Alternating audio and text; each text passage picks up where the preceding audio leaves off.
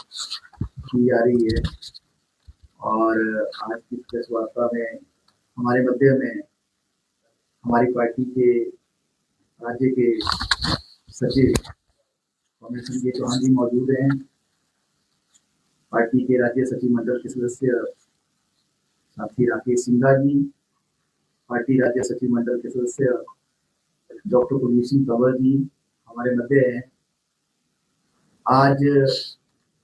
जो बातचीत होने जा रही है, मैं इस प्रेस वार्ता को शुरू करते हुए सबसे पहले हमारी पार्टी के वरिष्ठ नेता साथी राकेश सिंघा जी से मेरी गुजारिश है कि जिस विषय पर, जिन बिंदुओं पर आज की ये प्रेस वार्ता की जा रही है, उसके विषय में आपके मध्य वो बात रखेंगे और उस सिलसिलेवार उसके बाद हमारी पार्टी के राज्य सचिव साथी संजय चौहान जी और डॉक्टर कुलदीप कंवर जी उसमें जो है इन विषयों को आगे बढ़ाएंगे। तो मेरा सबसे पहले अनुरोध है साथी राकेश सिंघा जी की से वो इस प्रेस वार्ता को शुरू करें। बहुत संक्षेप में इशू क्या है, हम समझते हैं, हमारी पार्टी समझती है,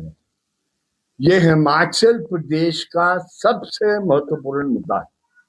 मुद्दा क्या? भूमि और भूमि से जुड़े हुए मसले, जमीन एंड लैंड रिलेटेड इशू। ये इशू है जो भूमि पर आक्रमण हो रहा है by the land mafia,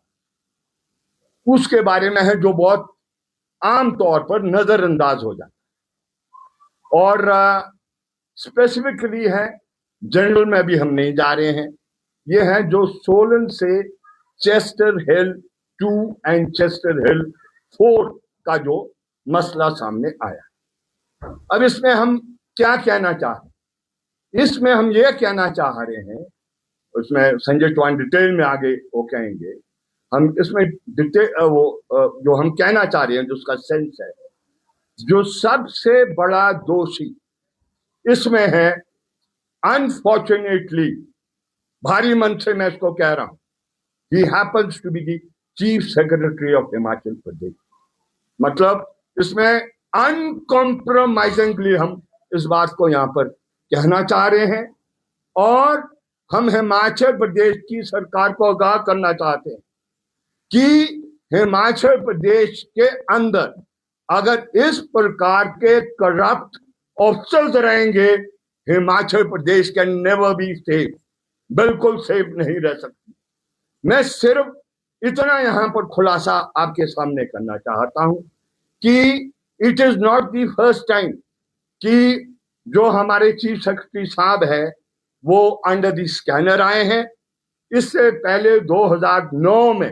he was arrested by the vigilance department, परमाणु के अंदर 2 लाख रुपया रिकवर किया गया था और unfortunately he was released after 4 days. ऐसा होना नहीं चाहिए था, वो अनअकाउंटेड मनी था जो 2 लाख का था जो रिकवर किया गया था। अब हम जो हमारी पार्टी आम आवाम से, हिमाचल प्रदेश की सरकार से जो जवाबदेही लेना चाहती है सरकार से और आवाम को अवगत कराना चाहती है, व्हाट इज हिज रिकॉर्ड? ये प्रॉपर्टी डीलर है या कि land mafia? Each and every person who is governed by the जो सर्विस रूल्स हैं, तो they are to file a return of their entire property, उसको अपना लेखा जोखा फाइल करना है। अभी पीछे से तो ये तथ्य नहीं आए, लेकिन ये अगर हम कुछ समय का रिकॉर्ड इनका देखें तो आप इसको देखेंगे कि 1999 में ये फ्लैट पंचकूला में खरीदते हैं और इसकी वैल्यू समय 9.75 लाख है और अभी जब इन्होंने रिटर्न फाइल की तो 80 लाख हो गई थी। इससे पहले कमर्शियल प्रॉपर्टी उसी पंचकूला में 97 में क्या कहते ली 13.50 लाख, फिर 72 अगेन 92 उससे पहले प्रॉपर्टी ली परमाणु में और ये कितनी 5 लाख की और जब इन्होंने फाइल किया 15 लाख। पंचकुला में मकान लिया 20 में 2.3 करोड़ का वैल्यू दिखाएगी अब 4 करोड़। दिसंबर 2021 में न्यू चंडीगढ़ में फ्लैट लिया और ये कितना 53.75 लाख का ये लिया, अब 2 करोड़। मार्च 23 में न्यू चंडीगढ़ में 3.6 एकड़, ये छोटा मोटा लैंड नहीं है, और इसको सिर्फ दिखाया गया है 47 लाख। सीरियस डाउट है ये इतनी प्रॉपर्टी आप न्यू चंडीगढ़ में आप ले लेंगे और वो सिर्फ 47 लाख की मिलेगी, इट इज इम्पॉसिबल। और फाइनली जब एक चेस्टर हिल का गोलमाल हुआ उस टाइम प्रॉपर्टी कितनी ली, 3.15 एकड़, और कहां ली, ये भी क्या कहते हैं ली न्यू चंडीगढ़ में, और कितने के लिए 1.38 लाख, और कब ली 2025। तो असेंस में हम क्या कह रहे हैं कि ये जो आक्रमण भूमि पर हो रहा है, हिमाचल प्रदेश के जो मुख्य सचिव है he is responsible for it, और हमें ये कहना है कि जो ईमानदार ऑफिसर इस प्रदेश में जो जिनके पास इस प्रकार की कंप्लेंट्स आ रही है वो एक्ट कर रहे हैं, लेकिन वो पूरा अपना प्रभाव को इस्तेमाल कर कर वो उसको नजरअंदाज कर रहे हैं और उसको छुपाने का ये कार्य किया जा रहा है। इसीलिए इस विषय को लेकर हम समझते हैं कि हिमाचल प्रदेश की सरकार को गंभीर होना चाहिए, एंड जो इनिशियल जब ये कंप्लेंट हुई थी चेस्टर हिल का, ये आपको सबको मालूम है, उसमें डिटेल में हम जाना नहीं चाहते हैं क्योंकि ये हमारे लिए सब इम्पोर्टेंट है कि जो हंसराज ठाकुर जो जमीन को परचेज कर रहा है along with his wife and along with his 2 sisters, वो छोटी मोटी भूमि नहीं खरीदते हैं, वो कब से लगे हैं, आज से नहीं लगे, वो कोई सरकार में नहीं लगे, वो तो 2011 में लग गए उसको खरीदने के, 2011 से वो खरीद रहे हैं। एंड दी नंबर ऑफ जो उसमें जमीन के मालिक हैं, छोटे मालिक हैं, और ये कानून जो हमने लाया 1972 में जिसके तहत 118 बनाया गया, वो इसी दृष्टि से था कि हिमाचल की भूमि पर माफिया द्वारा आक्रमण किया जाएगा, इसीलिए नॉन हिमाचली क्या कहते जब लेगा तो he must seek permission under 118। इसमें जो 275 बीघा इन्वॉल्व है, हमारी जानकारी के मुताबिक 118 की परमिशन नहीं ली गई है, और ये सारा का सारा इस तरीके से किया गया है, इल गॉटन मनी है, क्योंकि हंसराज ठाकुर ने जो लोन लिया 12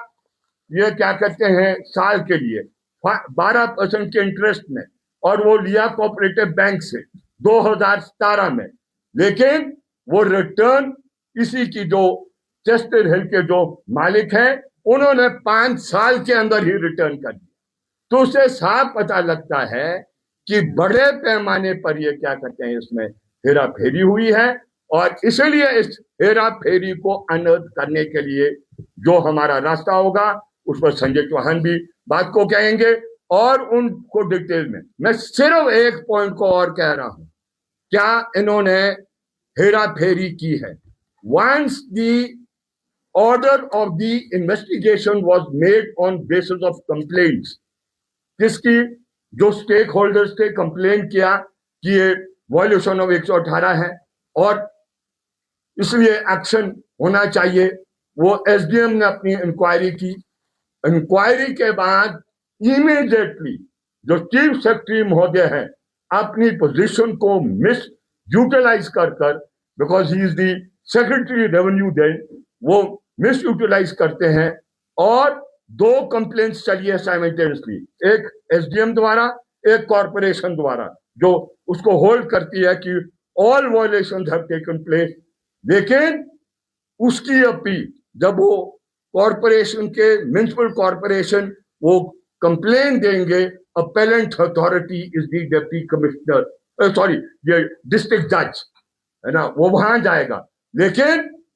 चीफ सेक्रेटरी महोदय जो आज के हैं वो क्या करते हैं, सेपरेट 2 ऑर्डर्स पास करते हैं, 2 orders. One order is pass on 1st of November 2025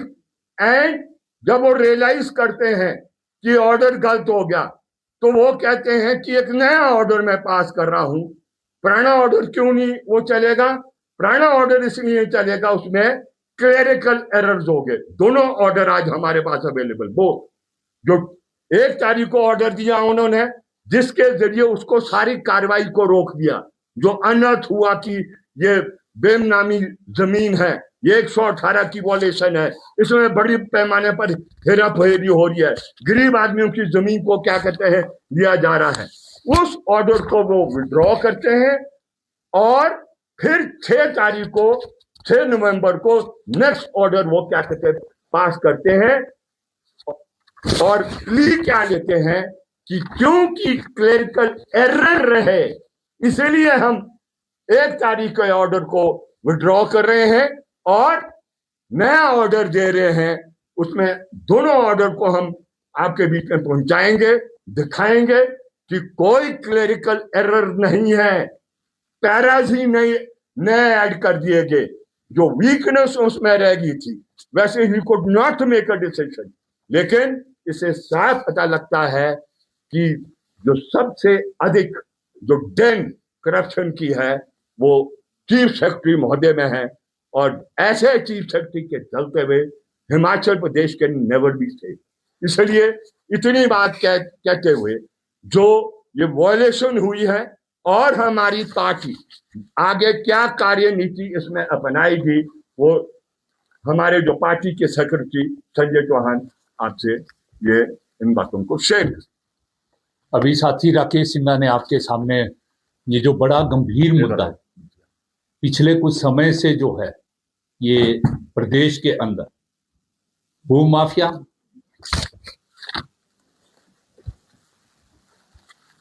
ये जो प्रदेश के अंदर भूमाफिया और ये जो रियल एस्टेट माफिया,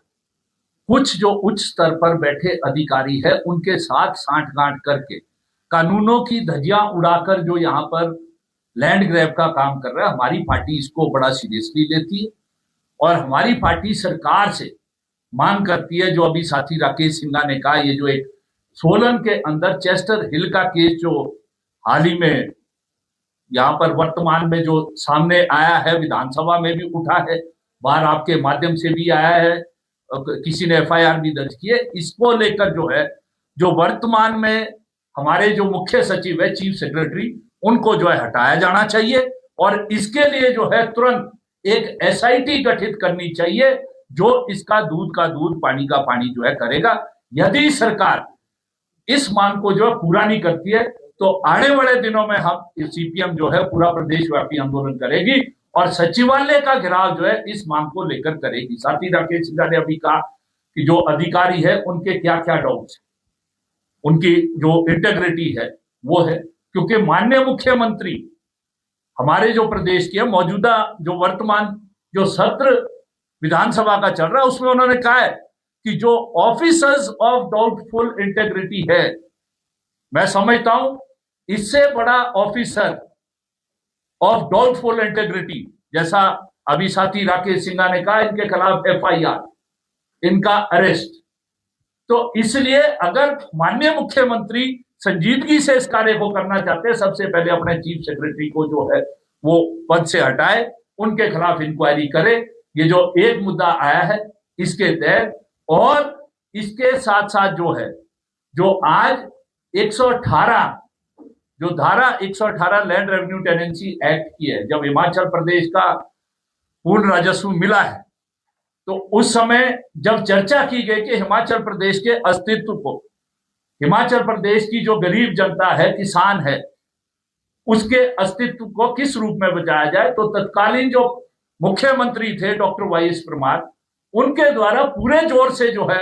इस 118 धारा को जोड़ा गया था। उसमें रोक नहीं है, उसमें यह कहा गया है कोई भी जमीन अगर हिमाचल प्रदेश में खरीदना चाहता है तो उसको जो है इजाजत लेनी पड़ेगी। हमारी पार्टी जो है इसका समर्थन करती है, और जिस रूप में जो पिछली सरकारों के द्वारा, मैं सरकारें कह रहा हूं, ये वर्तमान सरकार भी कह रही है कि 118 में हम जो है फेरबदल कर रहे हैं, पिछली जो सरकार थी जयराम जी की वो भी कहती थी उससे पहले, हम उसका जो है विरोध करते हैं, क्योंकि ये बिल्कुल भी जो है हिमाचल प्रदेश की जनता, हिमाचल प्रदेश के जो संसाधन है जल जंगल जमीन, उनके लिए जो है बिल्कुल भी बेहतर नहीं है। इसमें दो बातें मैं ऐड करूंगा, बाकी साथी राकेश सिंघा ने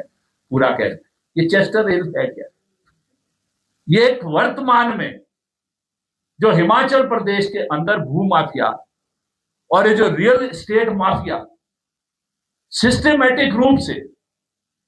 कुछ हमारे राज्य के उच्च अधिकारियों के साथ मिलकर यहां पर जो लैंड ग्रैब का स्कैंडल चलाया है, ये उसका एक उदाहरण है। आप लोगों ने देखा। मैं मुख्य रूप से दो बातों का जिक्र इसमें करूंगा। पहला, जो चीफ सेक्रेटरी ने, जिसका जिक्र अभी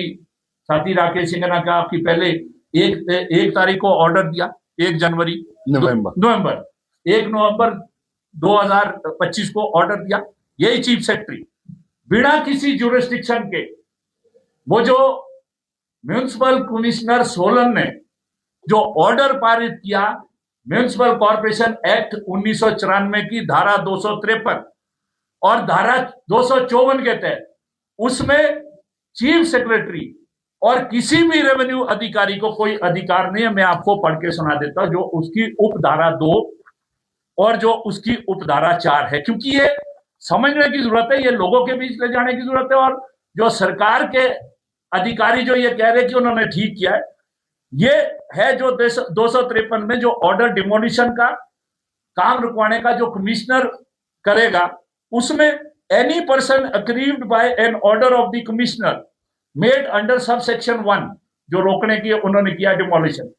मे prefer an appeal against the order to district जज of the municipal area within the period specified in the order for the demolition of the erection or work to the which it relates। किसी भी अधिकारी को, chief secretary को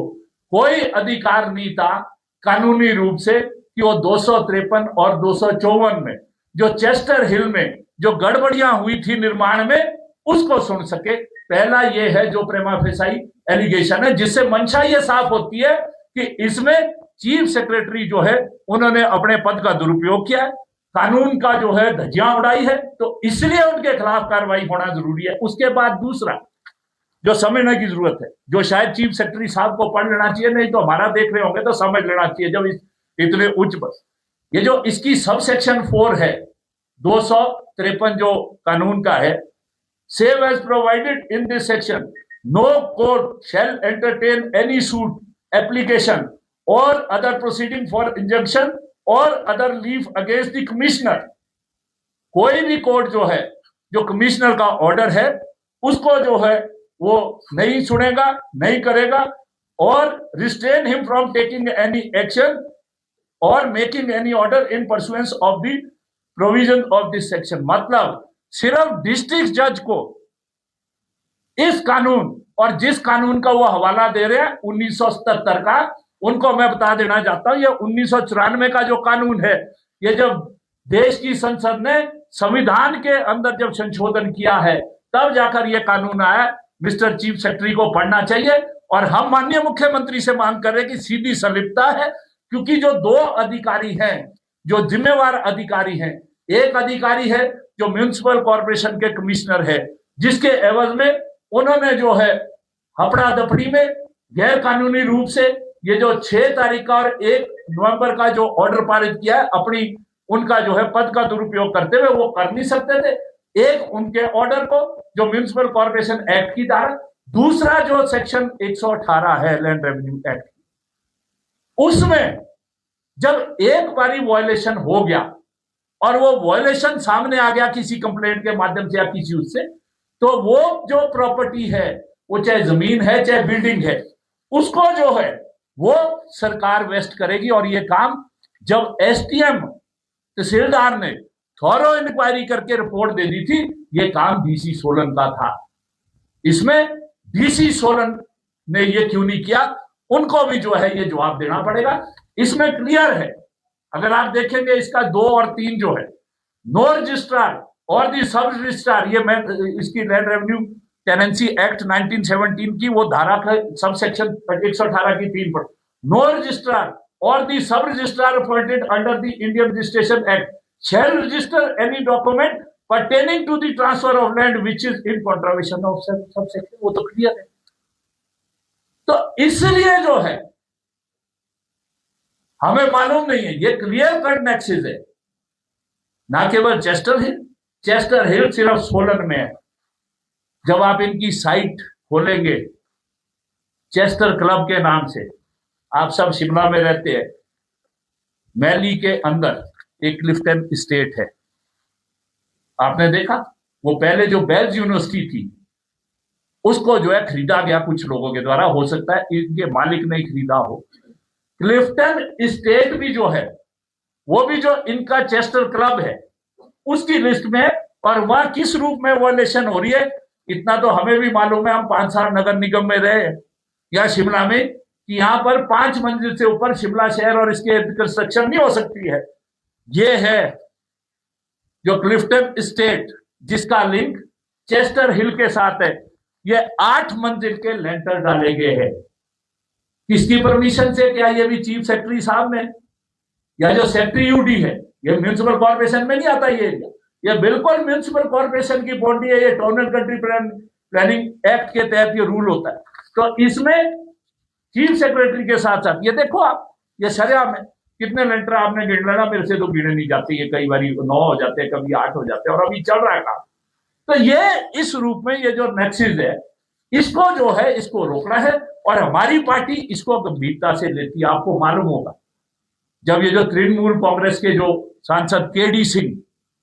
उन्होंने सैकड़ों बीघा जमीन शिमला शोभरा तारा देवी के साथ खरीदी थी,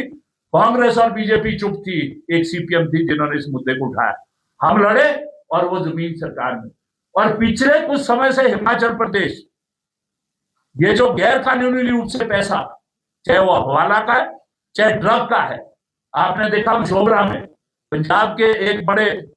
मैं नाम नहीं लेना चाहता, आप सबको पता है, उन्होंने सैकड़ों बीघा जमीन जो है यहां पर उनका नाम आया। तो इसलिए इस हिमाचल प्रदेश को ड्रग माफिया से, हवाला से, भू माफिया से और इस रियल एस्टेट माफिया से बचाने के लिए हमारी पार्टी खड़ी है। और हम ये जो हिमाचल प्रदेश की आम जनता के हक हकूक जल जंगल जमीन से छीनने का काम जो सरकारें कर रही है, हम बिल्कुल हाजिर नहीं होने देंगे।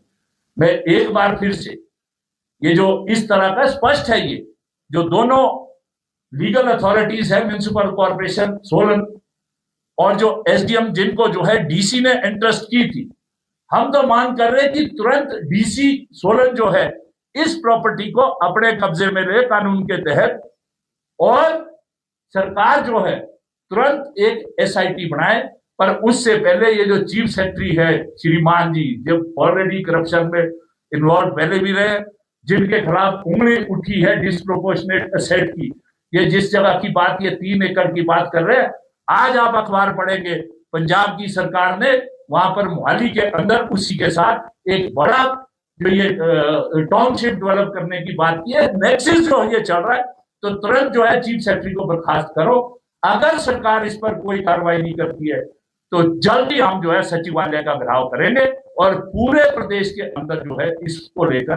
जन आंदोलन करेंगे, क्योंकि ये भ्रष्टाचार है। हिमाचल प्रदेश की जल जंगल जमीन को बेचने का काम है, लुटाने का काम है, और ये हिमाचल प्रदेश के लोगों के अधिकारों पर जो है हमला है। इस रूप में हमारी पार्टी सीपीएम बिल्कुल भी इसको टॉलरेट नहीं करेगी।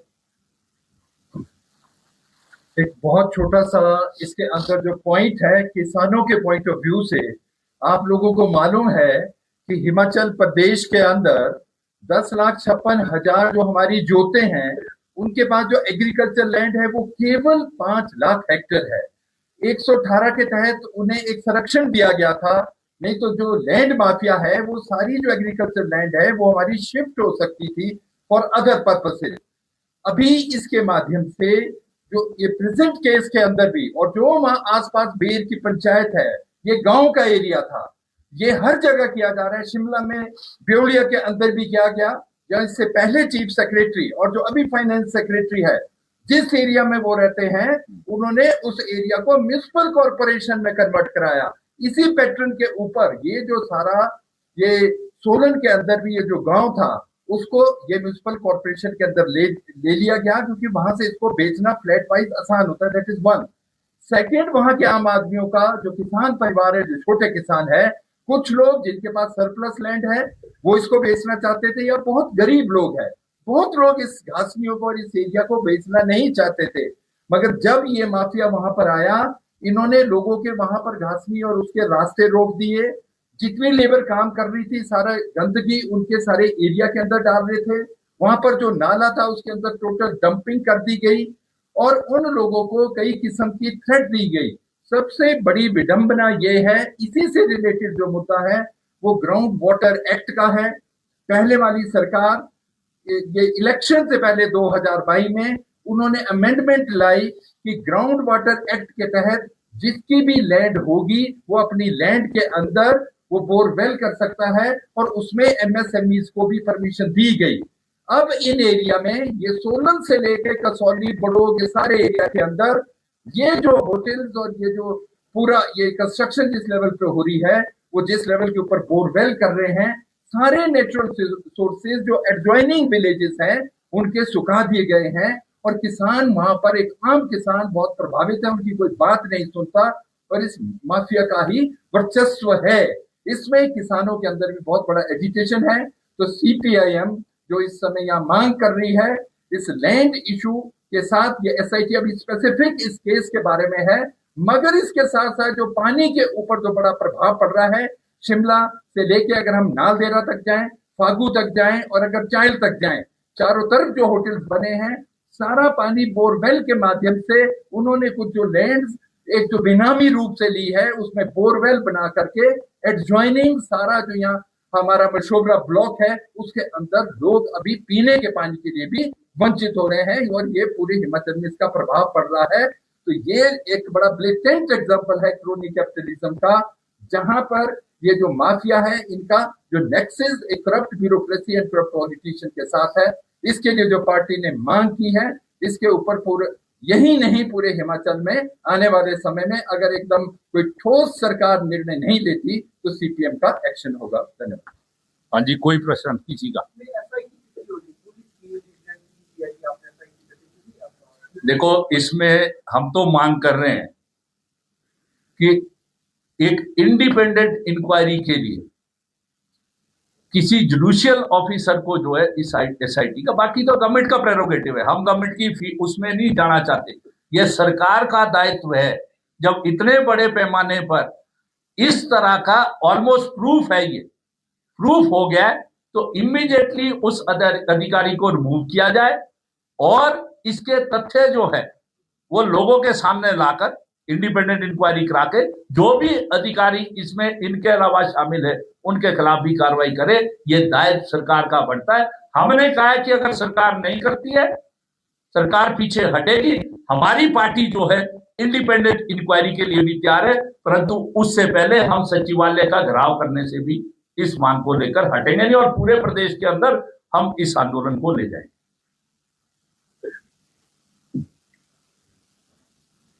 ठीक है जी, थैंक यू।